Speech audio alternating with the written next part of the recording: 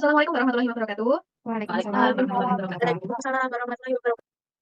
Baik, sebelum kita memulai pembelajaran pada pagi hari ini, marilah kita berdoa terlebih dahulu. Nah, silakan untuk ketua kelas untuk memimpin doa ya.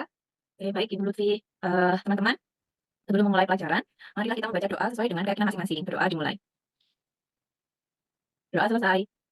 Baik, terima kasih Dinda. Nah, sebelumnya Ibu akan mengabsen kalian terlebih dahulu ya. Coba nanti bisa raise hand ya yang Ibu absen. Yang pertama ada Dinda. Hadir Ibu. Oh ya, terus kemudian yang kedua ada Pak Izzatun Nisa. Hai, Bu. Yang ketiga ada Nurul Amalia. Hadir, Bu. Kemudian ada Rima. Hadir Bu. Baik, jadi semuanya hadir ya. Bagaimana kalian kabarnya hari ini? Alhamdulillah baik, Bu. Alhamdulillah, kalau kabarnya baik semua. Nah, semangat ya mengikuti pembelajaran pada pagi hari ini. Siap Ya, Ibu. semangat, Bu. Iya, nah, baik. Sebelum Ibu melanjutkan ke materi baru, coba Ibu bertanya dulu terkait materi yang sudah kita pelajari sebelumnya. Nah, kemarin kan kita melakukan praktikum. Ada yang masih ingat praktikum apa yang kita lakukan pada pertemuan sebelumnya? Oh iya, coba Nurul Amalia. Ya, Bu, saya mau Baik. mencoba menjawab. Praktikum yang kita lakukan adalah mengidentifikasi larutan, asam, dan basa menggunakan indikator alami yaitu bunga telang dan bunga rosella.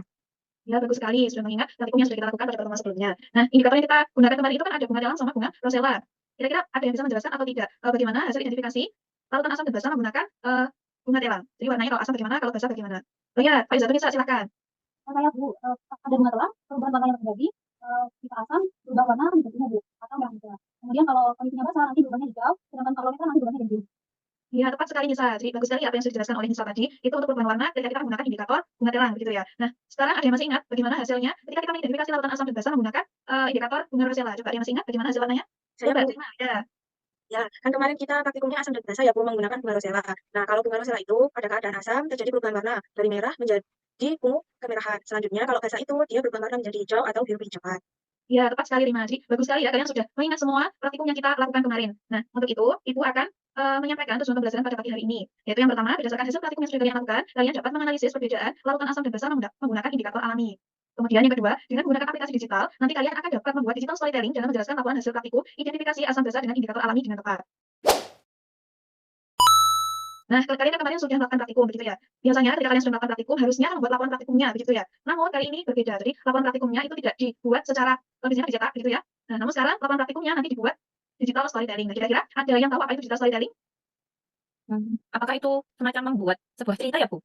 Iya, bagus sekali Dinda. Jadi namanya digital storytelling. Storytelling, jadi nanti kalian bercerita tentang bagaimana praktikum yang kalian lakukan dan hasilnya bagaimana dengan menggunakan aplikasi digital. Jadi semacam itu ya. Nah, untuk lebih jelasnya, coba Ibu akan menjelaskan melalui PPT. Nanti kalian perhatikan betul apa itu digital storytelling dan bagaimana langkah-langkah membuatnya, begitu ya.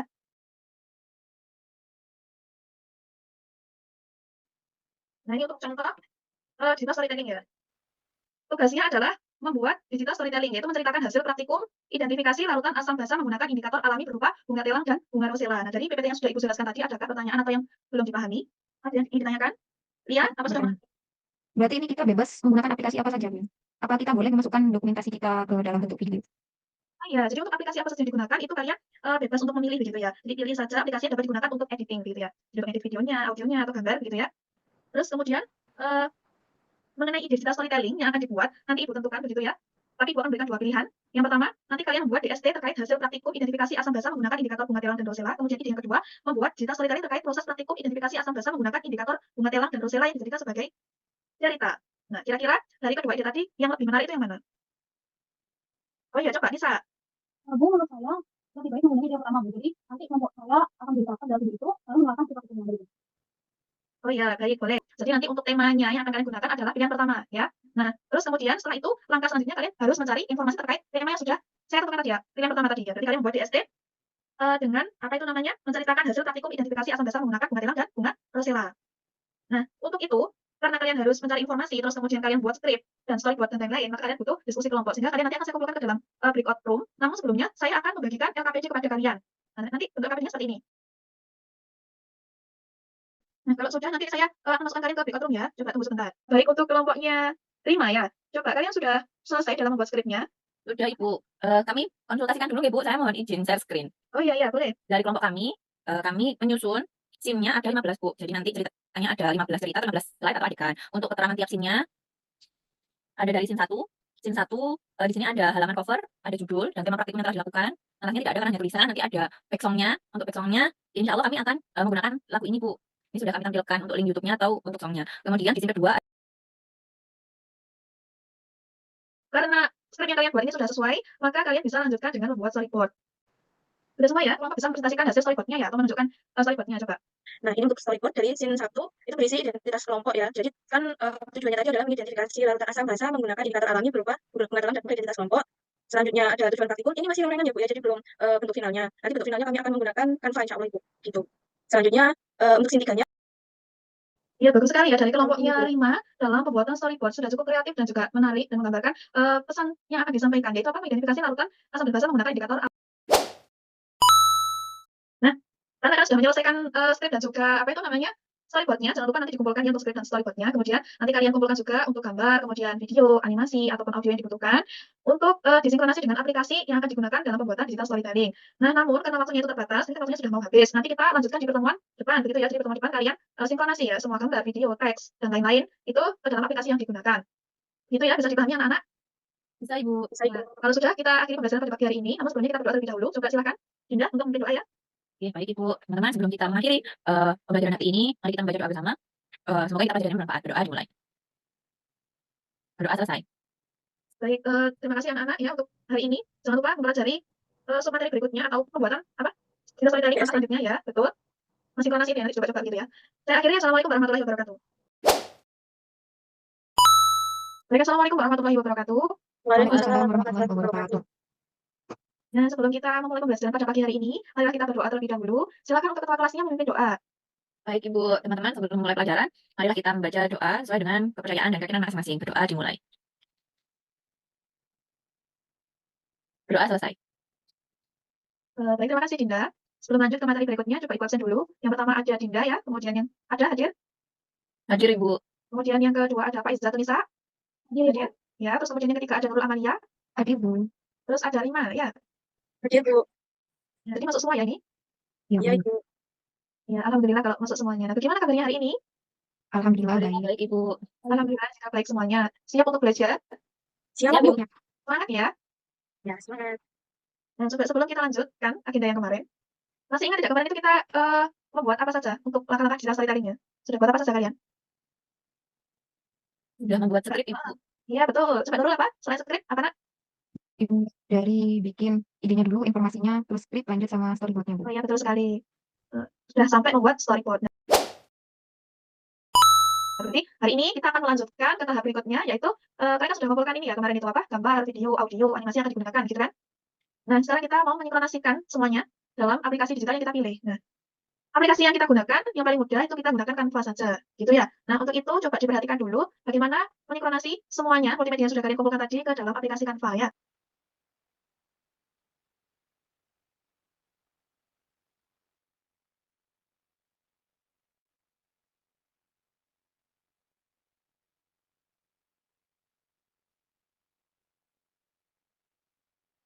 Jadi sudah jelas ya semuanya. Jadi nanti apa namanya kalian buat di whiteboard, kalian masukkan gambarnya yang ingin digunakan, terus kemudian teksnya seperti apa.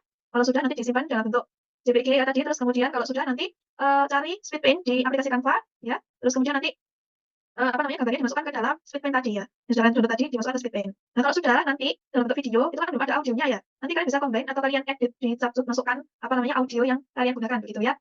Kalau sudah kita lanjutkan ya diskusi yang kemarin. Jadi hari ini kalian waktunya membuat atau mensinkronasi tadi ya. Nanti Ibu kumpulkan kalian ke dalam breakout room lagi, terus kemudian kalian buat bersama-sama dengan kelompoknya, terus kemudian kalau sudah selesai hasilnya dipresentasikan. Begitu ya, bisa dipahami untuk kelompok ini sampai mana progresnya dalam pembuatan digital storytelling? Nah, di sini kami membuatnya itu menggunakan Canva Bu. Mungkin sebentar lagi sudah selesai, tinggal kita edit di CapCut dan juga merekam suaranya pakai aplikasi Studio Metavoice Bu. Ya, bagus sekali. Itu untuk tokoh-tokohnya bagaimana? Menggunakan gambar kalian sendiri, fotonya atau animasi? Oh, kalau tokohnya sebenarnya kita pakai animasi tapi menggambarkan nama-nama kita sebagai anggota kelompoknya seperti itu. Oh ya, bagus, menarik ya berarti ya nanti. Apa itu namanya? Audionya juga bisa kalian edit gitu ya di Studio Metavoice itu ya? Bisa. Ya. Ya sudah kalau begitu tidak ada kesulitan toh? Ada Bu. Ya, kalau belum ada kesulitan, kalian lanjutkan gitu ya. Ibu akan move ke kelompok yang lain. Baik Bu, terima kasih. Nah, sudah kembali semua ya di ruang utama? Sudah. Ya, baik. Kalau sudah semua toh dalam pembuatan DST-nya? Kelompok saya sudah Bu. Apa boleh langsung minta presentasikan ya? Silakan untuk kelompoknya Nisa.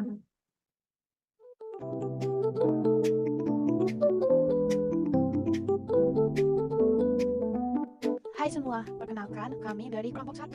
Saya Nisa, bersama teman saya, Cecil, Ica, dan Fadil, ikuti perjalanan praktikum kami ya. Tujuan praktikum yang kami lakukan adalah untuk mengidentifikasi larutan asam basa dalam kehidupan sehari-hari menggunakan indikator alami. Gimana sih cara kita tahu larutan A atau Z dalam kehidupan sehari-hari termasuk sifat yang asam atau basa? Hal yang harus dilakukan saat praktikum, pertama, jangan lupa menyiapkan alat perlindungan diri seperti masker, sarung tangan latex, dan jas lab. Kedua, menyiapkan alat dan bahan yang dibutuhkan ketika melakukan praktikum.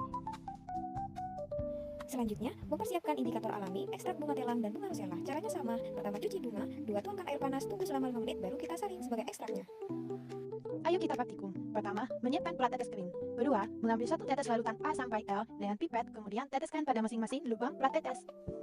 Sampel yang kami gunakan berturut-turut, air hujan, obat mah, air kera, aquades, larutan NaOH, air sabun, air laut, air jeruk nipis, air soda, air kapur, larutan HCl, dan juga dapur. Selanjutnya, mengambil 1 tetes larutan bunga telang dengan pipet, kemudian teteskan pada masing-masing lubang plat tetes. Hasil perubahan yang terjadi bisa kita masukkan ke dalam hasil pengamatan.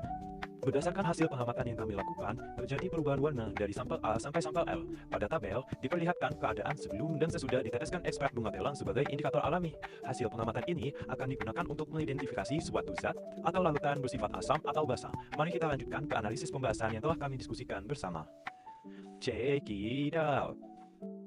Analisis hasil pengamatan. Berdasarkan teori, bunga telang adalah indikator alami asam basa yang dapat berubah warna ketika berada dalam larutan dengan pH yang berbeda. Berdasarkan hasil penelitian menunjukkan bahwa ekstrak bunga telang pada pH 4-5 memiliki warna ungu dan stabilitasnya sangat baik.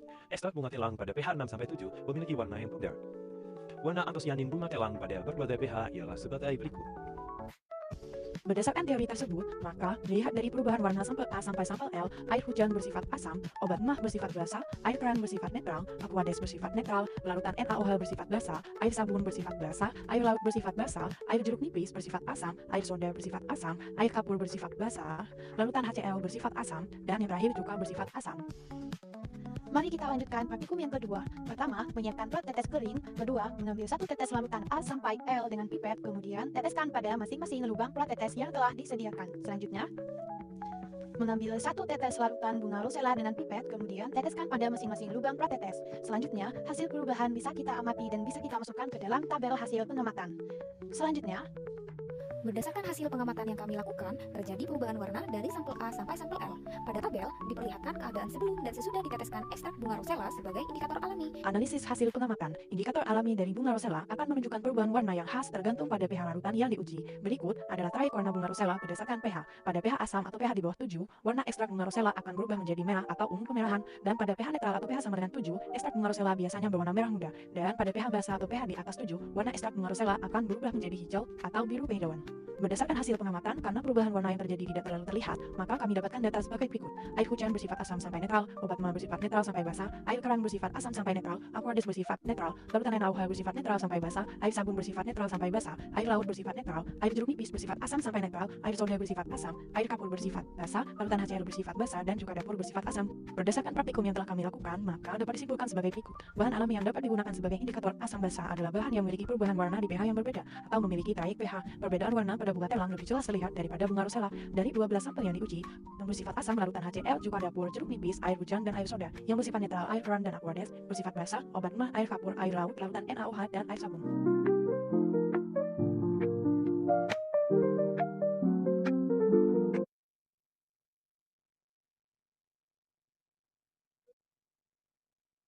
Ya, jadi itu video yang telah kami buat, Ibu dan teman-teman. Kami menggunakan aplikasi Canva, CapCut, dan untuk suaranya itu kami mengedit menggunakan aplikasi Studio Metaphors. Ya, jadi bagus sekali ya hasil karya dari kelompoknya Nisa. Namun perlu diperhatikan, nanti tolong direvisi kembali. Tadi itu yang bagian terakhir itu menggunakan indikator apa, rosella ya? Larutan asamnya itu bersifat basa, larutan HCl-nya itu bersifat asam atau basa? Oh iya Ibu, itu tadi ada hasilnya ya bersifat asam. Oh iya, nanti direvisi yang bagian itu ya. Sudah bagus sekali, DST-nya sudah menarik begitu ya. Jadi seperti itu pembuatan digital storytelling itu. Namun perlu diperhatikan, selain nanti menarik begitu, tapi juga harus alur ceritanya itu juga harus jelas dan juga mudah dipahami oleh penonton begitu ya anak-anak. Terus kemudian selain itu juga pesan yang ingin kita sampaikan itu harus baik gitu ya pesannya. Nah, mungkin itu saja untuk pertemuan kita pada pagi hari ini. Nanti di lain waktu kalian bisa mencoba membuat DST dan menggunakan aplikasi yang lain, misalnya Video Scribe, Ibis Paint, Canva Video, atau yang lain begitu ya. Sebelum kita akhiri pembelajaran pada pagi hari ini, kita berdoa terlebih dahulu ya. Coba ketua kelasnya. Oke, baik Ibu. Teman-teman, sebelum kita mengakhiri pembelajaran hari ini, mari kita membaca doa bersama. Semoga kita pelajarannya bermanfaat. Berdoa dimulai. Berdoa selesai. Saya akhirnya, Assalamualaikum warahmatullahi wabarakatuh.